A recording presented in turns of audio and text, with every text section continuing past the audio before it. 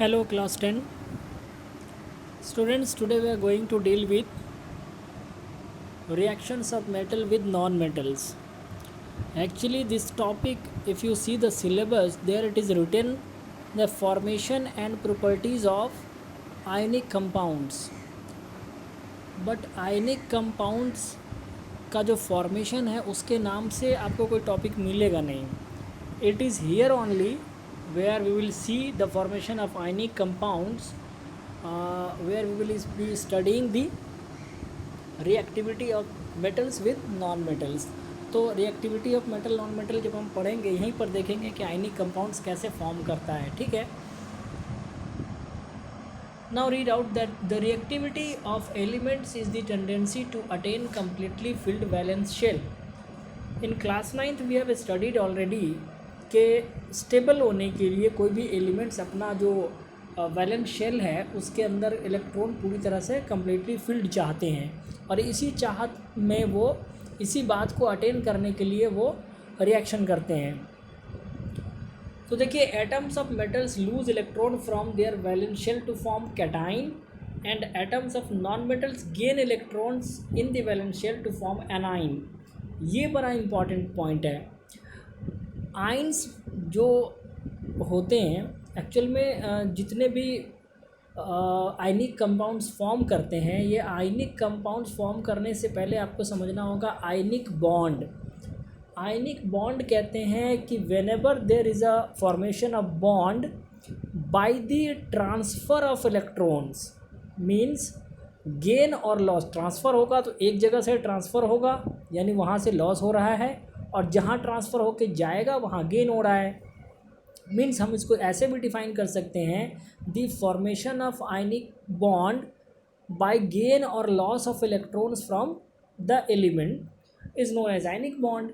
और इसी तरह से जो कंपाउंड फॉर्म होगा तो उसमें हम बोल सकते हैं the compound formed by transfer of electron या गेन और लॉस ऑफ इलेक्ट्रॉन्स, है ना. तो जब एटम लूज़ करेगा इलेक्ट्रॉन तो वो बनाएगा cation, that is positive ions, and atom जब गेन करेगा इलेक्ट्रॉन तो फॉर्म करेगा anion, that is negative ions, है ना. अब आप ये पॉजिटिव और नेगेटिव तो क्लास 9th में ही पढ़ चुके हैं कि अगर कोई इलेक्ट्रॉन लूज़ कर रहा है तो जाहिर सी बात है वहाँ पर से इलेक्ट्रॉन निकल रहा है, तो इलेक्ट्रॉन जब निकल जाएगा तो प्रोटॉन की मात्रा बढ़ जाएगी, क्योंकि इलेक्ट्रॉन तो निकल गया वहाँ पर. पहले बराबर बराबर इलेक्ट्रॉन प्रोटॉन थे, अभी इलेक्ट्रॉन वहाँ पर कम हो रहा है, तो अब एक प्रोटॉन ज़्यादा होगा तो उसकी पॉजिटिव साइन वहाँ पर दिखेगी, तो इसलिए लूज़ करने से वो कैटाइन बना रहा है, पॉजिटिव आइन. और जहाँ पर से इलेक्ट्रॉन वहाँ जहाँ पर पहुँच रहा है वहाँ पर इलेक्ट्रॉन की मात्रा बढ़ रही है, तो यानी वहाँ पर जो न्यूट्रल था जो एलिमेंट उस पर एक नेगेटिव इलेक्ट्रॉन ऐड हो रहा है, तो वहाँ पर एक माइनस शो करेगा, है ना, इलेक्ट्रॉन का चार्ज शो करेगा.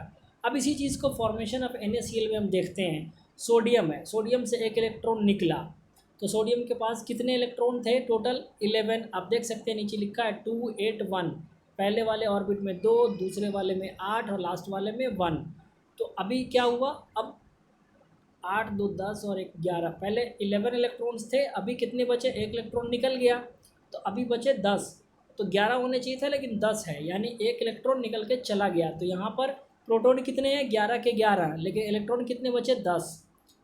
तो 11 प्रोटॉन का पॉजिटिव एक एक्स्ट्रा वहाँ शो होगा, तो ये क्या शो करेगा, Na+. देखिए वो शो कर रहा है, ये कैटाइन है. इसी तरह से ये क्लोरीन आइटम में देखिए 2 8 7, 17 इलेक्ट्रॉन्स हैं. अब वहाँ सोडियम से जो एक इलेक्ट्रॉन निकला है वो आके यहाँ बैठ जाएगा, तो यहाँ पर नेगेटिव शो होगा, इलेक्ट्रॉन का एक्स्ट्रा है. 17 होने चाहिए, 18 हो गए, 2 8 10 और 8 18 क्लोराइड आयन. तो ये ट्रांसफ़र ऑफ इलेक्ट्रॉन जो हो रहे हैं इसको हम गेन और लॉस ऑफ इलेक्ट्रॉन भी कह सकते हैं. एक से लॉस हो रहा है और दूसरे पे गेन हो रहा है. तो इस तरह से आयनिक कंपाउंड्स का फॉर्मेशन होता है. ठीक है, ये क्लियर हो गया. आप इसको और अच्छे से देखिए. सोडियम के पास एक इलेक्ट्रॉन एक्स्ट्रा था, लास्ट ऑर्बिट में कितने इलेक्ट्रॉन थे, आप देखिए ऊपर में 2 8 1. सोडियम में क्या था, लास्ट ऑर्बिट जो है शेल उसमें एक इलेक्ट्रॉन है, और क्लोरीन में 7 इलेक्ट्रॉन है. ठीक है, तो इसको कितने चाहिए, एक, और उसके पास एक एक्स्ट्रा है, तो वहाँ से ये यहाँ शो करके इस तरह से दिखाना होता है। लास्ट में जो लास्ट शेल जो होता है वैलेंस शेल, उसके इलेक्ट्रॉन को हम शो करेंगे। सोडियम में 1 दैट इज़ डॉट से शो हो रहा है, और क्लोरीन में 7, ये 7 हम क्रॉस से शो कर रहे हैं, और इस एक को ट्रांसफ़र करके क्लोरीन को दे रहे हैं। तो क्या बन रहा है, अब देख लीजिए Na प्लस और Cl माइनस। अब प्लस और माइनस दोनों जुड़ करके क्या होगा, स्टेबल कंपाउंड बनाएगा NaCl। तो इस तरह से फॉर्मेशन होता है आयनिक कंपाउंड्स का। आयनिक कंपाउंड समझ में आ गया। अब आइए, the compounds formed by the transfer of electrons from a metal to a non metal are called ionic compounds और इलेक्ट्रोवैलेंट कंपाउंड्स। ये भी समझिए, जहाँ पर शेयरिंग होगा वहाँ पर कोवैलेंट बॉन्ड बनता है, और उस कंपाउंड को कहते हैं कोवैलेंट कंपाउंड्स, जो हम कार्बन में पढ़ेंगे। और यहाँ पर जब ट्रांसफ़र ऑफ इलेक्ट्रॉन हो, गेन और लॉस ऑफ इलेक्ट्रॉन हो, तो वहाँ पर बॉन्ड बनता है आयनिक बॉन्ड या इलेक्ट्रोवैलेंट बॉन्ड, और कंपाउंड को कहेंगे आयनिक कंपाउंड्स या इलेक्ट्रोवैलेंट कंपाउंड। ठीक है, अब इनकी प्रॉपर्टीज़ है वो देख लेते हैं। पहला है physical nature. The ionic compounds are solid and hard, generally brittle. Brittle समझते हैं आप, टूट जाना, जो उसको अगर स्ट्रक करें आप तो वो टूट जाए। ठीक है, ब्रिटल। अच्छा, ब्रिटल जो है ये नॉन मेटल की प्रॉपर्टी होती है, सॉलिड और हार्ड मेटल की प्रॉपर्टी होती है। तो मैंने आपको बताया कि यहाँ मेटल और नॉन मेटल मिल करके बन रहा है कंपाउंड, आयनिक कंपाउंड। तो यहाँ पर कंपोजिट जो प्रॉपर्टी है मेटल और नॉन मेटल दोनों की यहाँ दिख रही है। हार्ड और सॉलिड ये किसकी प्रॉपर्टी है, मेटल्स की, जबकि ब्रिटल क्या है, ये नॉन मेटल की प्रॉपर्टी है। Melting and boiling point, they have high melting and boiling point, again metal की प्रॉपर्टी है। solubility, generally soluble in water, insoluble in solvents such as kerosene, petrol, etc. Conduction of electricity, ionic compounds conduct electricity in molten solution form sorry, but not in solid state। Solution के form में चूँकि वो टूट जाएगा ions के form में, तो इसलिए वो ट्रांसफ़र करेगा आइंस को, और ट्रांसफ़र ऑफ आइंस जो है, movement of ions constitute electricity ना। सो इन मॉल्टेन स्टेट और in solution they will conduct electricity, but in solid state they will not conduct electricity. तो इस तरह से हमने देख लिया। इसके नीचे का जो टॉपिक है अकरेंस ऑफ मेटल्स, तो ये पढ़ना नहीं है, चूँकि इसमें मेटलर्जी वगैरह ये सारी चीज़ें अब डिलीट हो गई है। तो मैं एक बार देखता हूँ कि हमारे जो बुक है उसमें क्या सब दिया है।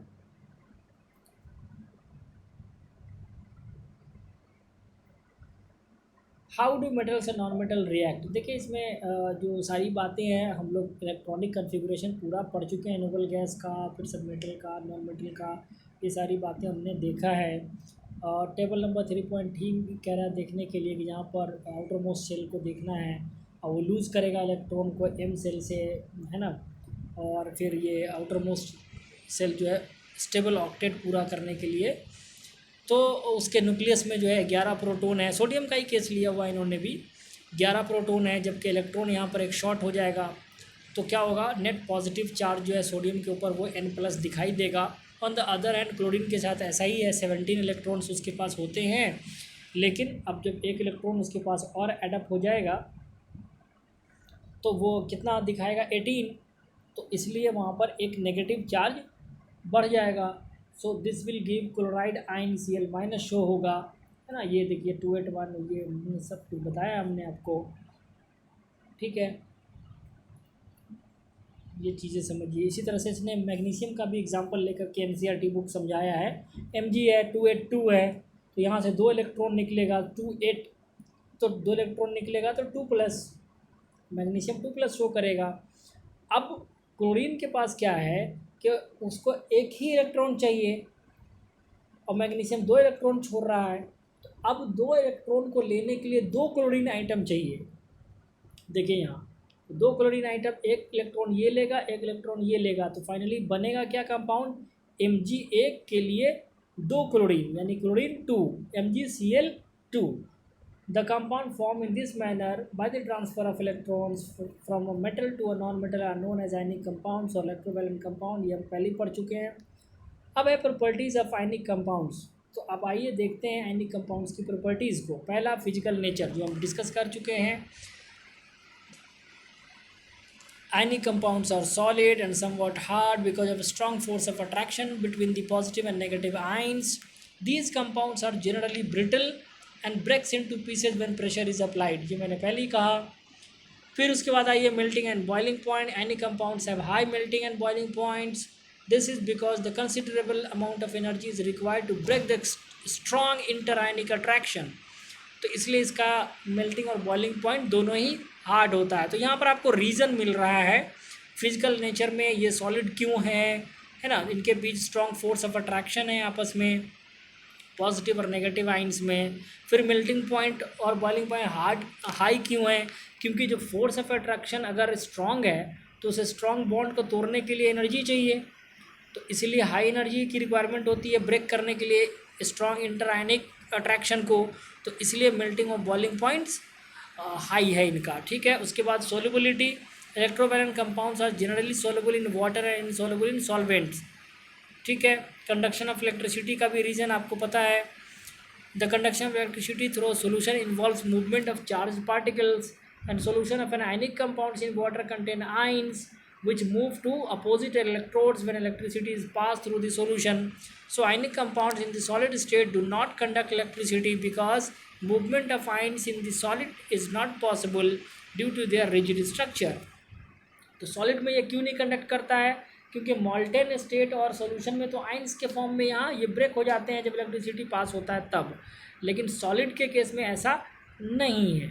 तो ionic compounds in solid state do not conduct electricity because the movement of ions in solid is not possible due to their rigid structure. ये पूछा जा सकता है कि why it is not possible in the solid state to pass electricity, to conduct electricity due to rigid state movement of ions is not possible. So but ionic compounds conduct electricity in molten state. This is because this is possible in molten state since the electrostatic force of attraction between the oppositely charged ions are overcome due to heat के कारण ये जो force of attraction ये पहले ही टूट चुका होता है. So ions move freely and conduct electricity in molten state. So this was the reason and this is the whole about this chapter because the next topic that we are going to study is occurrence of metal and this topic has been deleted. So here metals and non metals is completed. Okay, so now you will have to do the questions. I must see the question up to where you have to do. Corrosion is not, prevention of corrosion has also been deleted. Here comes the question answers. ये सब आपको करना है, ये सब करना है, ये सब करना है. इम्पोर्टेरिक ऑक्साइड करना है. 7 metal which displace hydrogen from वैल्यू ट्रिशियम, तो ये करना है. उसके बाद electrolytic refining of metal, question number 8 अब नहीं करना होगा क्योंकि रिफाइनिंग ऑफ मेटल ख़त्म हो चुका. Action of gas interview litmus paper and balance chemical equation, ये प्रिवेंट रस्टिंग ऑफ आयरन आप कर सकते हैं. Oxide from non metal combine with oxygen कर सकते हैं. गिव रीज़न ज्वेलरी, ये भी कर सकते हैं. You must have a tarnished copper vessel being clean, ये करना है. Between metal non metal basis of their chemical properties करना है. Man went to door goldsmith, can you clear the detect the nature of the solution he had used. Give reason why copper is to make hot water tank and. तो ये है आप last के जो है 15 आप नहीं कीजिए. Must of tarnished copper vessel being clean, lemon turn चाहिए, तो ये करना है. तो इस तरह से आप देखिए एक आध क्वेश्चन आप इसको लीव कर सकते हैं जो एक्सट्रैक्शन ऑफ मेटल से संबंधित है. Okay, thank you.